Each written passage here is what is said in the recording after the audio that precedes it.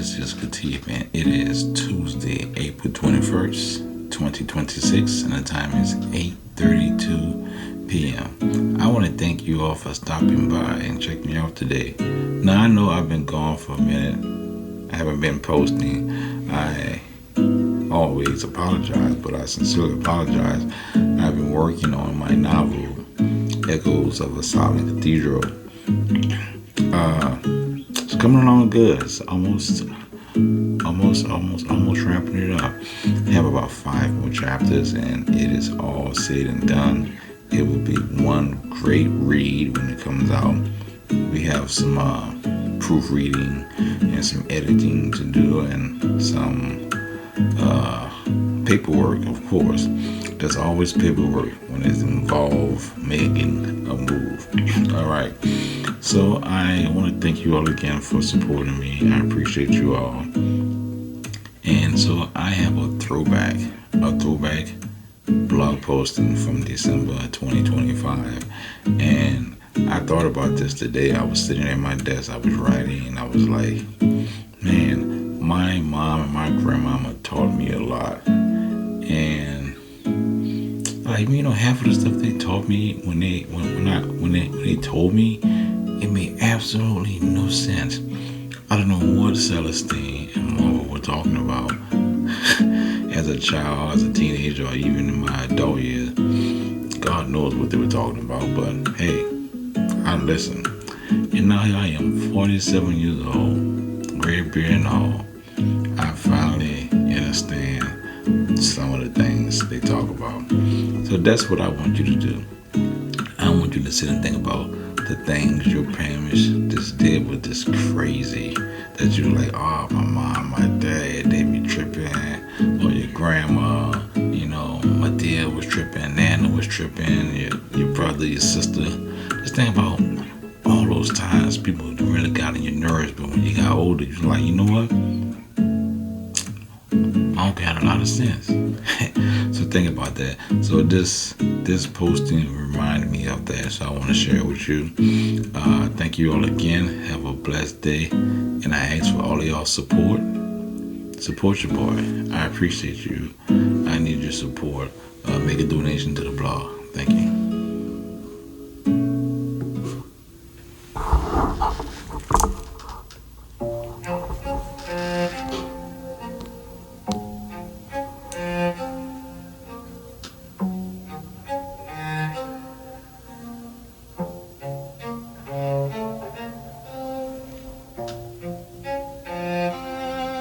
Author's note. What you are about to read is stitched together from memory, spirit, humor, New Orleans air thick with gumbo steam, and the stubborn kind of truth you don't learn until life finally gets tired of waiting and sits on your chest. Every word comes from a place of growth, bruising, prayer, and late-night front porch revelations. Though the story is mine, I offer it to you the way Granny Celestine offered everything open-handed, long-winded, slightly aggravating, but always overflowing with love. The mirror where God hid my name. A reflection on self-love, stubborn lessons, and the sacred echo of Granny Celestine. By Kateb Shinar. I didn't know at 15 that I was walking around like a house with busted windows pretending the wind wasn't blowing straight through me.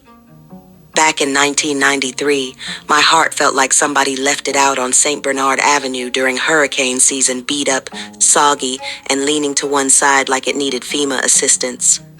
But you couldn't tell me nothing.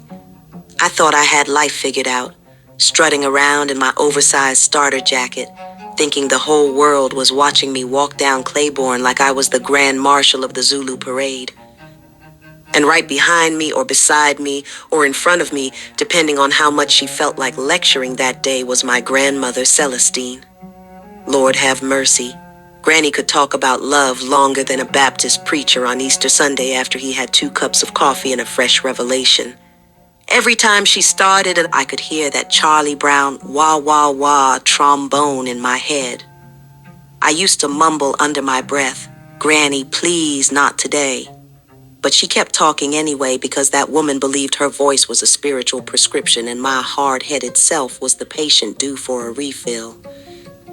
She'd sit me down on her old porch on Jonquil, fanning herself with that beat-up funeral home fan that had somebody's uncle's picture on the front. And she'd say, "Baby, you can't love nobody till you love yourself." And in my teenage brain, all I heard was, "Here we go again." I'd roll my eyes so hard I could see last week. She'd just smile that looked like she knew I was gonna learn the hard way. And oh, did I. Because when you don't love yourself, you go looking for affection the way some folks look for coupons anywhere, everywhere, and usually in the wrong damn place.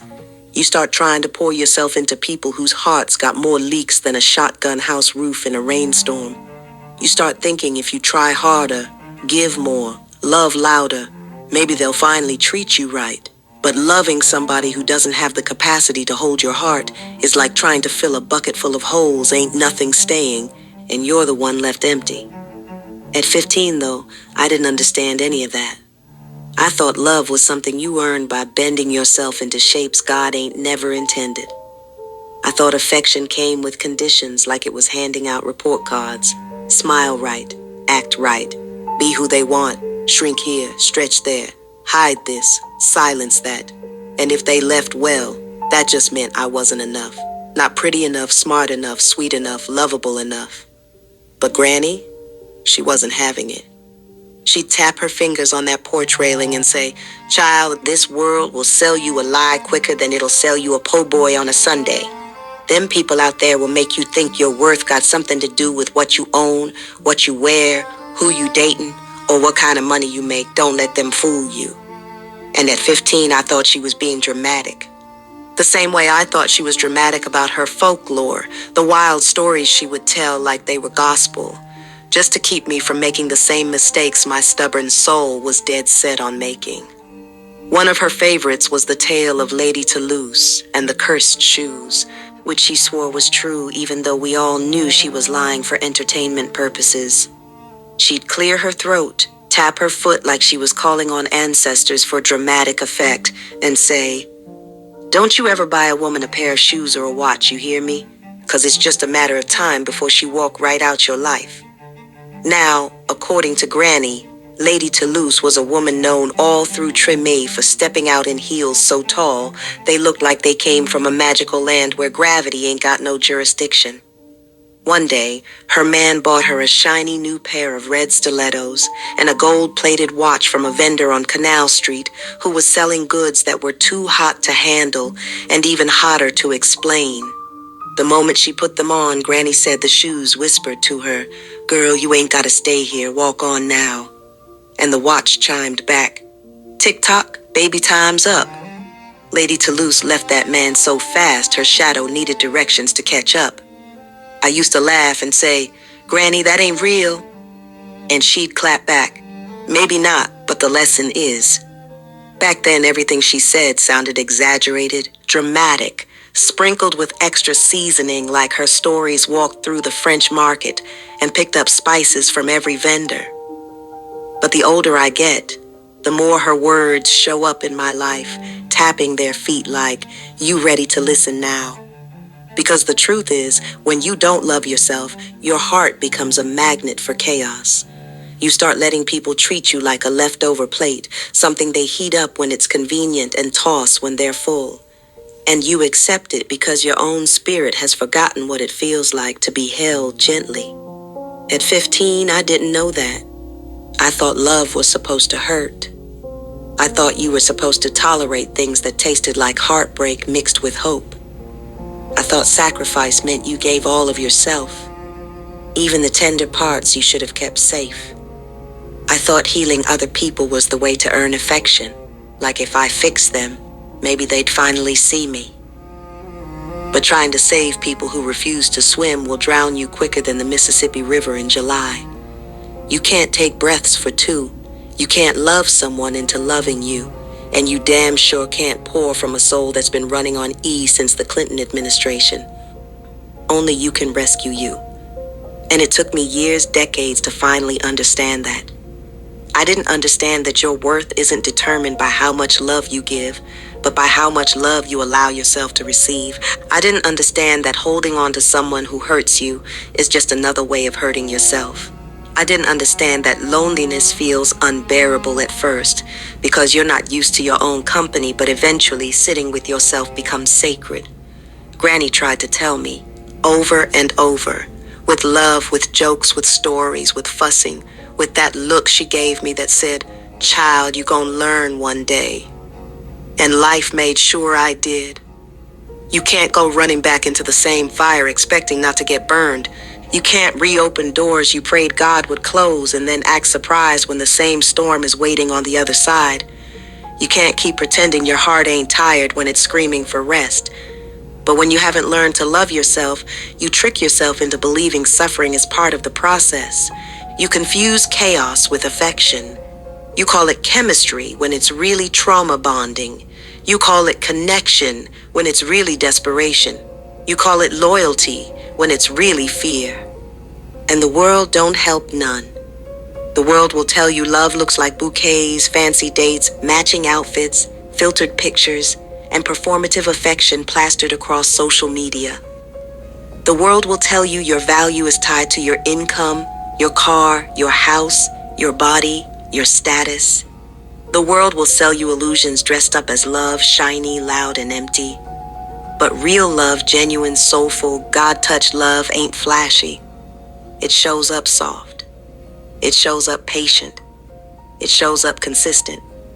It shows up like Granny Celestine's voice echoing through decades, whispering, "Baby, start with you." Real love don't need to entertain nobody. It don't perform. It don't beg for applause. It don't force itself into places it ain't welcome. It don't come with price tags or conditions or expiration dates. Real love is a gift from God, and God don't do clearance sales. And you only learn that when you learn to love yourself. Now, let me tell the truth. Self-love ain't glamorous. People act like it's bubble baths, candles, and affirmations whispered into mirrors. Sometimes it is, but most times, it's messy. It's awkward. It's you sitting in your room realizing you've been breaking your own heart by trying to force something that was never meant to fit. It's admitting you stayed too long, gave too much, ignored too many warning signs, and called it devotion. Self-love is when you stop lying to yourself about what hurts. It's when you stop letting your ego trick you into chasing people who can't hold you. You know that ego, the one that says, if I can make them love me, then I'll finally feel whole. The ego is a slick little devil. It will have you thinking pain is a puzzle you can solve.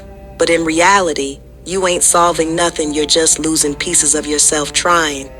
Granny used to say, ego ain't nothing but a loud mouth with bad advice. She was right. When you love yourself, you stop chasing noise and start listening for peace. And peace ain't loud, it whispers. It sits with you. It grows slowly like okra in the backyard. It don't force you to be nobody else. It don't require you to shrink. It don't punish you for resting. But you gotta choose it.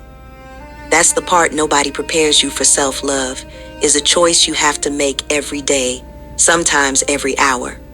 You gotta tell yourself, no, we're not going back to that. No, we're not begging for acceptance. No, we're not ignoring red flags that waving like Mardi Gras Day. You gotta love yourself enough to walk away even when your heart still wants to stay. You gotta love yourself enough to heal even when hurting feels familiar. You gotta love yourself enough to believe God didn't make you to be anybody's emotional punching bag. I think back to those afternoons on Jonquil Street. I can still hear the cicadas buzzing louder than Granny sometimes, but her words always found a way to sink into me, even when I pretended not to listen. She'd rock back on that porch swing, tap her knee and say, "You gonna understand one day? Love starts inside, the rest finds you after." And standing here now, December 8th, 2025, I realized that woman wasn't crazy at all. She was prophetic. She saw the cracks in me before I ever knew I had them. She saw the way I was searching for sunshine outside when all I had to do was open the curtains inside. She saw the storm I was carrying in my chest and knew healing had to start with me.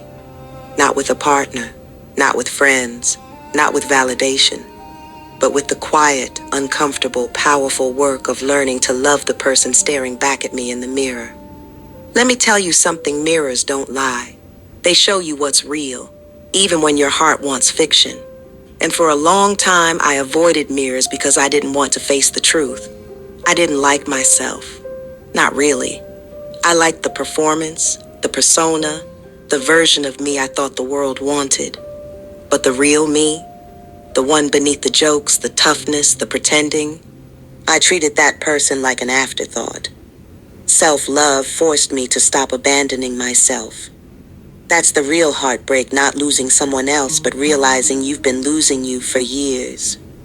And healing? Healing is not a straight line. Healing is you sitting on the floor crying because you finally understand why certain relationships felt like drowning. Healing is forgiving yourself for not knowing better. Healing is unlearning the habits you developed when you were trying to survive. Healing is choosing to let peace in even when chaos feels familiar. Healing is when you stop taking responsibility for wounds that ain't yours. See, when you grow up thinking you're supposed to fix people, you forget that not everyone wants to be whole. Some folks like their brokenness because it lets them avoid accountability. You can't be their healer. You can't be their therapist, their savior, their emotional spare tire. You can't keep trying to make someone into something they don't want to be. You can't drag a person toward growth, they'll just become dead weight. And baby, dead weight ain't nothing but exhaustion wearing somebody else's name. Granny knew this too. She'd say, "Stop trying to be a nurse when God ain't give you no patience." And I'd laugh, but she meant that thing. She meant stop giving CPR to relationships that been dead since the Saints' last winning season. Stop trying to revive what's not meant to live. Stop watering dirt hoping it'll turn into a garden. You can't heal everybody, and you ain't supposed to. You are the healer of you, nobody else. Once you understand that, you move different. You speak different. You love different. You stop letting people weaponize your compassion. You stop confusing loyalty with self-sacrifice. You stop drowning so other people can breathe. You start saying no and meaning it. You start choosing peace over chaos. You start choosing yourself without guilt. You start walking in the kind of self-worth that don't need applause. And that's when life begins to shift slowly, quietly, beautifully. That's when the sunlight slips through the curtains you finally opened. That's when your heart starts beating without fear. That's when the love you were searching for shows up, not from outside, but from within. And everything that comes after that, honey, that's overflow. When you love yourself, you stop accepting discounts from people who should have been paying full price for your presence. You stop letting the world tell you who you are. You stop chasing after affection wrapped in convenience. You stop pouring yourself into broken vessels that can't hold a teaspoon of love, let alone the ocean of compassion you carry. You realize your love is sacred. Your spirit is sacred. Your heart is sacred. And once you learn that, really learn it, nobody can make you feel unworthy again. The truth is, real wealth ain't in dollars, it ain't in cars, it ain't in houses, it ain't in status. Real wealth is knowing you ain't for sale. Real wealth is living in a way that reflects God's compassion. Real wealth is loving people without losing yourself. Real wealth is recognizing the divine inside you, the part of you that was created on purpose, with purpose. Love, the real kind, transforms your soul, but only when you give it without losing yourself to it. That's what Granny was trying to teach me on that porch in '93. That love, true love, is like gumbo. It takes time, patience, the right ingredients, and it sure as hell can't be rushed. But if you start with the wrong base, if you don't love yourself first, the whole pot tastes off. It's been decades since Granny sat in that swing, telling me things I wasn't ready to hear. Decades since I rolled my eyes and muttered under my breath. Decades since the wah wah wah of my teenage irritation covered her wisdom. But now her words echo clearer than church bells on Sunday. Because the truth she carried, the truth she tried to pour into me, is the same truth I offer to you. You are worthy of a love that doesn't hurt. You are worthy of a love that doesn't ask you to shrink. You are worthy of a love that doesn't depend on conditions. You are worthy of a love that begins with you. Start there. Start with you. Because once you learn how to love yourself deeply, truly, fully, you'll never again settle for anything less than what God intended. And baby, Granny was right. She wasn't crazy after all.